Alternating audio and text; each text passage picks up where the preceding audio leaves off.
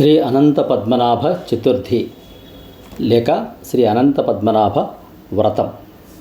శ్రేయఃకాంతాయ కళ్యాణనిధే నిధేర్థినాం శ్రీశేష శాయినే అనంత పద్మనాభాయ మంగళం.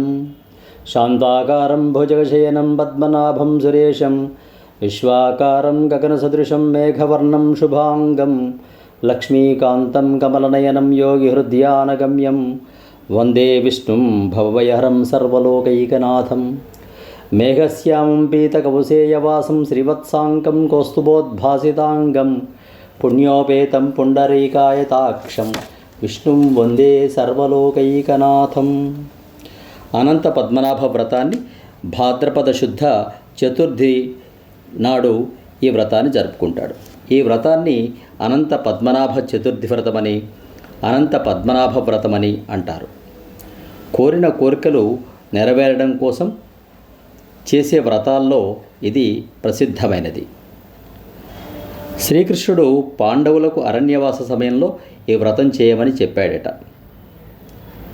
మన హైదరాబాద్ నగరంలో ఈరోజు గణేష్ నిమజ్జనం కూడా ఆచరిస్తూ ఉంటారు. ఈరోజు ఉదయముననే లేచి స్నాన అనుష్ఠానాదులు పూర్తి చేసుకొని శ్రీ విష్ణువు యొక్క రూపాన్ని ధ్యానిస్తూ అనేక షోడశోపచారాలతో పూజ చేసి